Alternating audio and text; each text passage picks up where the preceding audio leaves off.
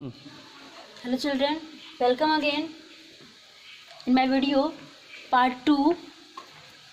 Children, in part 1 we have discussed about the structure of exclamatory system. We have the structure of nephron and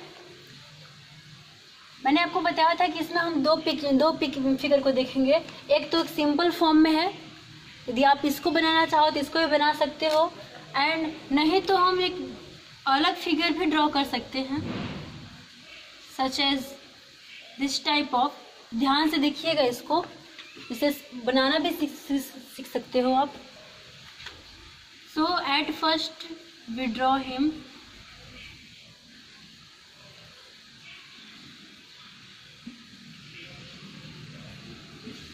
Okay, now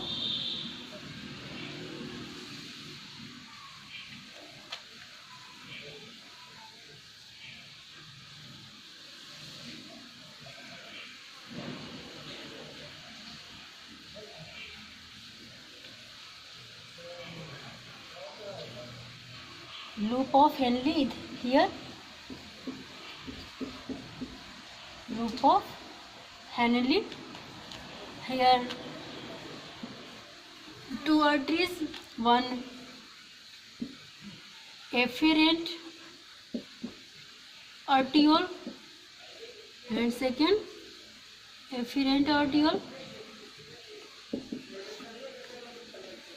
Now we will discuss one by one.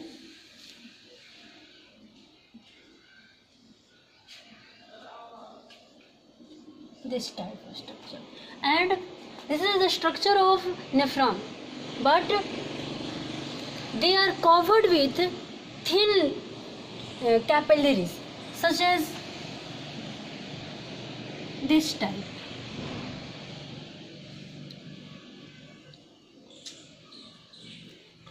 Okay, this type of structure. So see, this is covered with 100 large number of capillaries. Okay, at first आपके सामने दो figure है, ये भी है और ये भी है, तो इसमें आपको ब्लड कैपिलरीज कवर्ड हुए हैं, जिसमें आपको ये पता चलता है कि ब्लड कैपिलरीज कैसे कवर्ड की हुई होती हैं नेफ्रॉन को. Okay, and here when afferent arterioles and efferent arterioles meet together, some contractions are formed, some structures are called glomerulus. Okay, and the cup-like structure which is called known as Bowman capsule, and this is the collecting tube.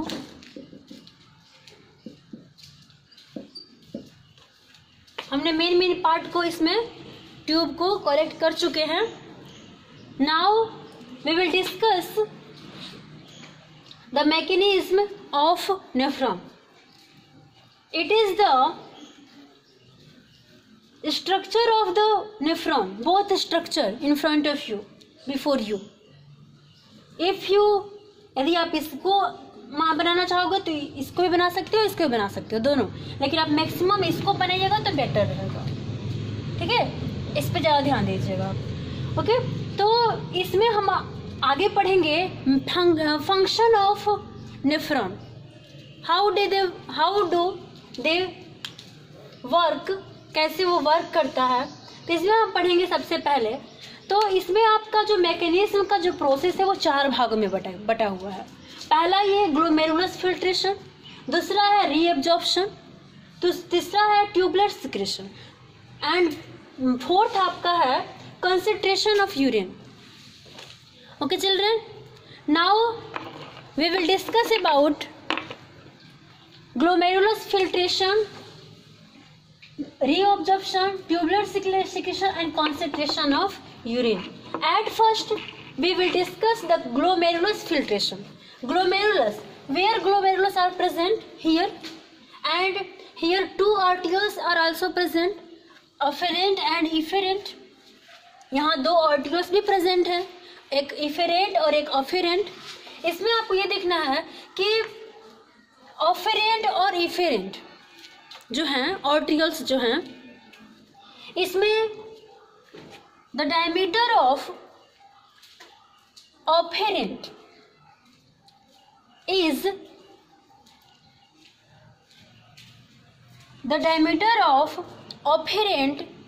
is smaller than arterioles. Which arterioles? Efferent. यानी कि हम कहते हैं कि जो afferent arterioles है उसका diameter efferent arteriole से कम होता है, जिसके कारण एक प्रेशर बनता है, और उस प्रेशर के कारण जो उसमें जो ब्लड है वो उसमें जो उस प्रेशर, उस दबाव के कारण जो उसमें आपका यूरिया है, urea present, uric acid present, the waste product which are present into them are released due to the pressure. Now the next part, which is known as the reabsorption, that process in which glomerulus filtration, that process in which glomerulus are filtered, which take place in the glomerulus, यानी कि वैसे filtration जो glomerulus में take place होता है उस filtration को glomerulus filtration कहा जाता है. रीअब्जॉर्प्शन, तो रीअब्जॉर्प्शन कहाँ होते हैं? यानी कि ये ट्यूबुलर में ही होते हैं. जो ट्यूबुलर है इसी में इसका रीअब्जॉर्प्शन होता है. तो रीअब्जॉर्प्शन में जो यूजफुल सब्सटेंस है उसका रीअब्जॉर्प्शन होना, उसका रीअब्जॉर्ब होना, ये आपको इसमें होते हैं पीसीटी में. And now will discuss tubular secretion. जो ट्यूबुलर जो इम्पॉर्टेंट सब्सटेंस है उसका रीअब्जॉर्प्शन होने के बाद जो अनवांटेड सब्सटेंस है उसका सीक्रेट होना.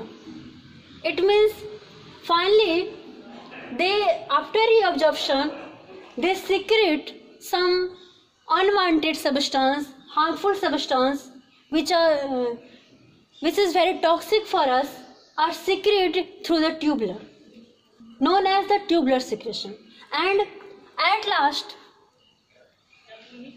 through the loop of Henle, the unwanted substance goes into the collecting tube, and at last concentration of urine, it means 10% of water of urea, यानी कि एट लास्ट यूरिन में जो concentrate होते हैं वो 10% वाटर होते हैं एट लास्ट में, अंत तक. और उसमें जो इम्पोर्टेंट सब्सटेंस को फाइनली रीअब्जॉर्प्शन करने के बाद ही उसको हम कलेक्टिंग ट्यूब में, कलेक्टिंग डक्ट में स्टोर हो जाते हैं. और इस तरह से ये प्रोसेस पूरी कंप्लीटली होती है during we say that 3 to 4 hours, like they complete the system of excretion. So there is a no very tough, very simple forms. If you understand this topic, you define and understand very well. Glomerulus filtration, that filtration in which take place in the glomerulus known as the glomerulus filtration. Reabsorption, the unwanted substance which is present in a tubular is reabsorbed, and finally the secrete and concentration of urine. And now we'll discuss about artificial kidney. Artificial kidney, it means before the knowing of artificial kidney, we will learn some important points such as the color of urine. Which color? It means amber color, it means yellow color. Amber, also known amber word for this, amber color, due to a special pigment called urochrome. Urochrome. Urochrome pigment के कारण जो urine होते हैं उनका colour जो होते हैं amber colour का होता है, यानी येलो, हल्का येलो। इसको हम एम्बर ही यूज करेंगे, but in simple form we say that yellow. Now will discuss about artificial kidney. Artificial kidney is a that kidney which is not provide by our nature. जब हमारा जो natural kidney जो ईश्वर ने हमें provide किया, यदि वो डैमेज हो जाते हैं तो हम आर्टिफिशियल किडनी का सहारा लेते हैं, सपोर्ट लेते हैं for survival. So what is the artificial kidney? Artificial kidney known as the haemodialysis. Haemodialysis, artificial kidney known as the haemodialysis. It is a psychochemical device to remove excretory products. What is artificial kidney? It is a psychochemical device to remove excretory products from blood. It means ये एक ऐसा method है जिसमें हम unwanted substance को remove कर सकते हैं। It means it is based on the principle of dialysis or separation of particulars with the help of the ureterification. It means